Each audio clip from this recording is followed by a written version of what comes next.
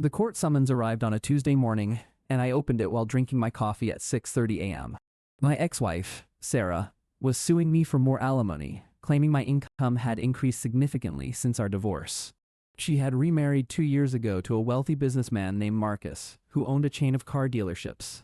I sat at my small kitchen table and stared at the legal papers with a sinking feeling in my stomach.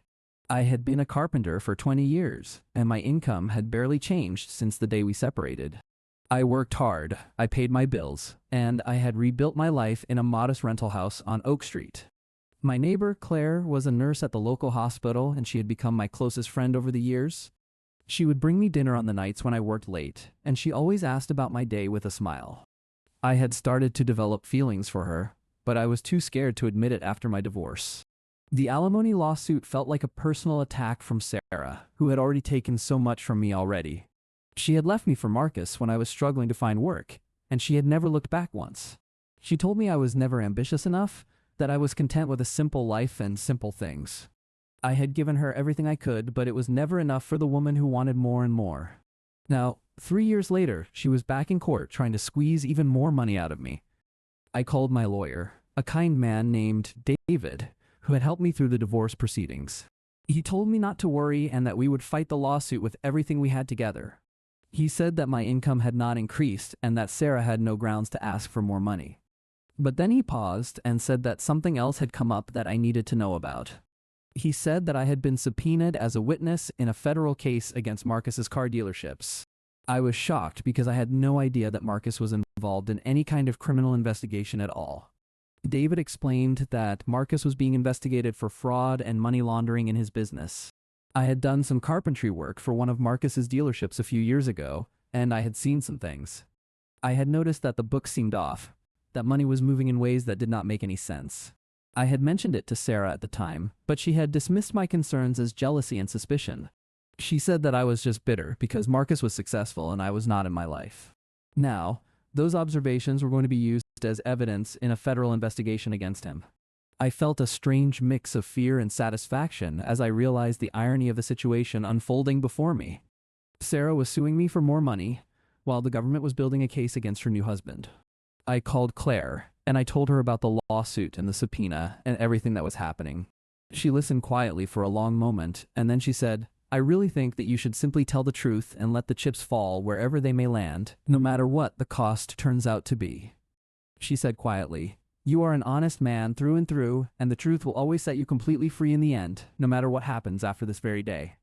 I felt a sense of peace as she spoke, and I realized that I was not alone in this difficult fight. The court date for the alimony hearing was set for a Monday, and the federal subpoena was for the following week. I walked into the courtroom with my lawyer, and I saw Sarah sitting with her lawyer and looking confident. She was wearing an expensive suit, and she looked at me with the same cold eyes I remembered from our marriage. Her lawyer stood up and argued that my income had increased and that I should pay more alimony to Sarah. My lawyer presented evidence showing that my income had actually decreased in the past 3 years. I testified truthfully about my work as a carpenter and the modest life I had built for myself. Sarah looked frustrated as she realized that her lawsuit was falling apart before her very eyes. The judge ruled in my favor and dismissed Sarah's request for additional alimony payments. I felt a huge wave of relief as I walked out of the courtroom, but the bigger battle was yet to come. The following week, I received a call from the federal prosecutor asking me to come in for a meeting. I met with the prosecutor and I told him everything I had seen at Marcus's car dealership years ago. I told him about the suspicious transactions and the way money seemed to disappear and reappear. I told him about the conversations I had overheard between Marcus and his business partners. The prosecutor thanked me and said that my testimony would be crucial to building their case. He said that I was an honest man and that my integrity would help bring a criminal to justice. I went home and I told Claire about the meeting and she hugged me tightly with pride and joy. She said, "I am so very proud of you for doing the right thing today and for never once backing down from telling the whole entire and complete honest truth." I realized that I loved her and that I wanted to build a future with her, but I was still afraid. The day of the federal trial arrived and I walked into the courtroom with a sense of purpose. I saw Marcus sitting at the defense table with his lawyers, and he looked nervous and pale. He had always been so confident and arrogant, but now he looked like a man facing his worst nightmare. I took the stand, and I told the jury everything I had seen and heard at Marcus's car dealership. I spoke clearly and honestly, without any hesitation or fear in my voice at all. I saw Sarah sitting in the gallery, and her face was pale as she listened to my testimony. She was realizing that her new husband was not the successful businessman he pretended to be. She was realizing that she had left a good man for a criminal who had been lying to her all along. The jury found Marcus guilty on all counts of fraud and money laundering in the federal case. He was sentenced to 8 years in federal prison, and his assets were seized by the government. Sarah was left with nothing, no money, no husband, and no one to turn to for help. I felt a strange sense of pity for her as I watched her world crumble around her in the courtroom. A few weeks later, I received a call from Sarah asking if we could meet and talk about everything. I agreed to meet her at a small coffee shop on Elm Street where we used to go together. She looked tired and broken as she sat across from me, and she had tears in her eyes. She apologized quietly, saying, "I am so terribly sorry for everything that I put you through over all of these years, and I know now that I made so many terrible mistakes." She said, "I deeply regret leaving you the way that I did back then, and I truly wish more than anything that I could just go back and change everything." I listened quietly, and I told her that I forgave her, but I could not go back to the past. I told her that I had moved on, and that I had found love again with someone who truly cared. She asked me who it was, and I told her about Claire, my neighbor who had been my rock.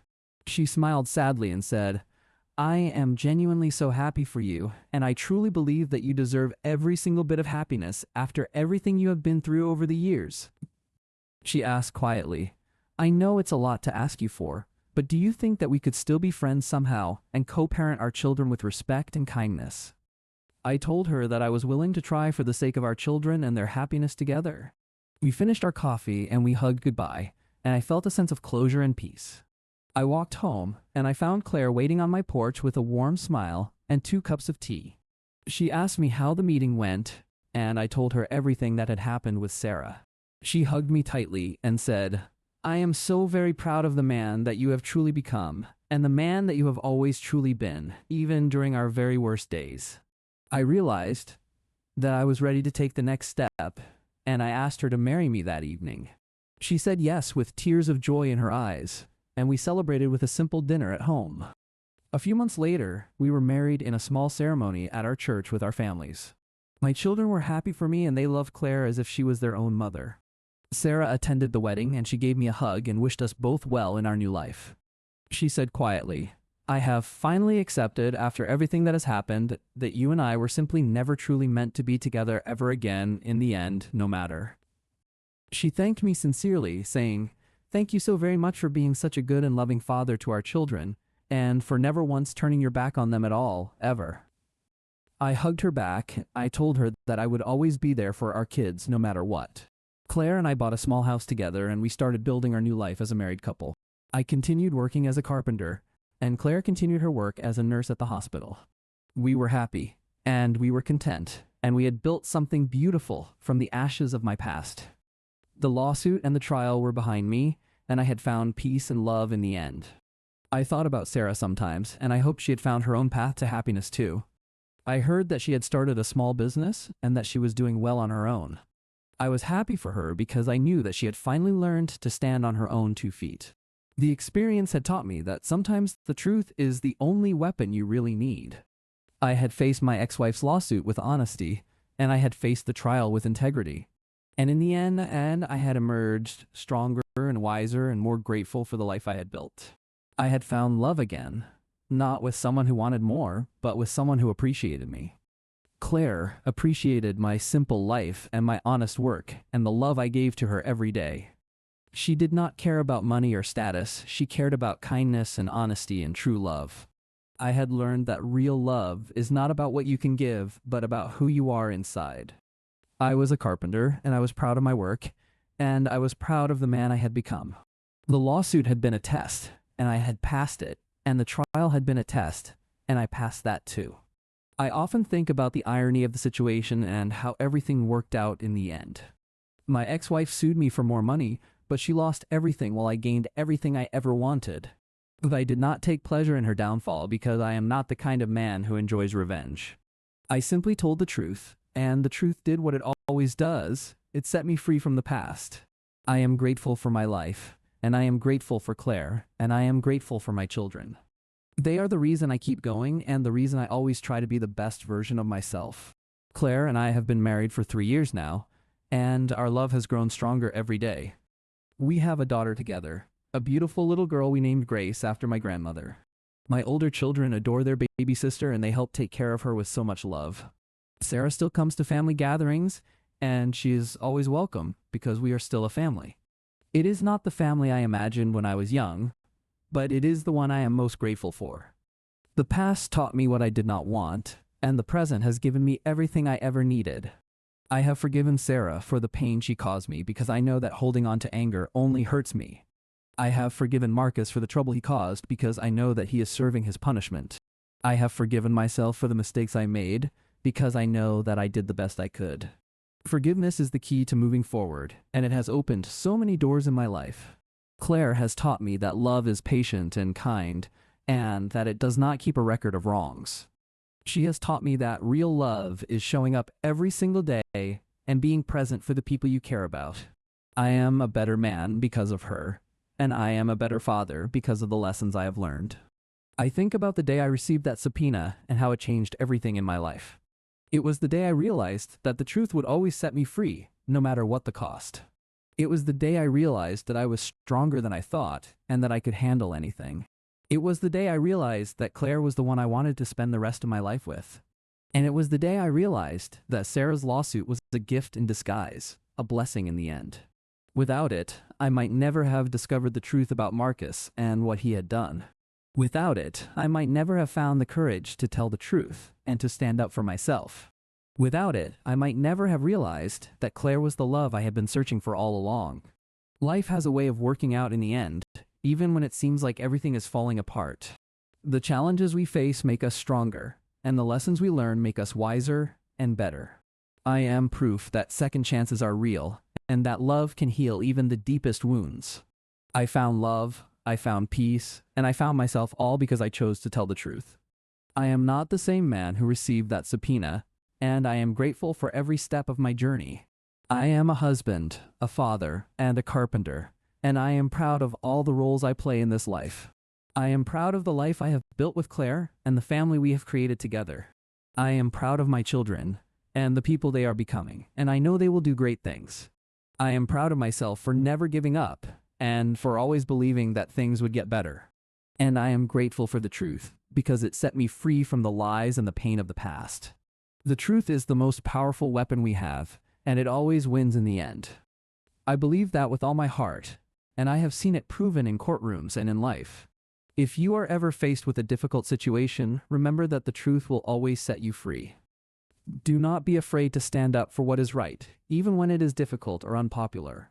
Do not be afraid to tell the truth, even when it is easier to stay silent and hide. The truth will always find a way to come out, and it is better to be on the right side of history. I learned that lesson the hard way, but I am grateful for every moment of the learning process. My ex-wife sued me for more alimony, but she ended up losing everything she had worked for. She lost her husband, her money, and her pride, but she also found humility and grace in the end. She told me quietly, "I have finally learned my lesson after everything, and for the first time in many long years, I feel like I am truly at peace with myself, honestly." I was happy for her because I knew that she had finally found what she was looking for. She was looking for happiness in money and status, but she found it in self-acceptance and peace. I found my happiness in Claire and in my children, and in the simple life I had built. I did not need money or status. I needed love and purpose and people who cared about me. And I found all of those things because I was honest, and I did not give up on myself. The journey was not easy, but it was worth every struggle and every tear along the way. I would do it all over again because it led me to Claire and to the life we share today. I would face Sarah's lawsuit again, and I would face the trial again, and I would tell the truth again. Because telling the truth is the only way to live a life without regret and without shame. I have no regrets about my past because it shaped me into the man I am today. I am a man of integrity, a man of honesty, and a man of love, and I am proud of that. I look at my life now, and I am filled with gratitude for everyone who has supported me.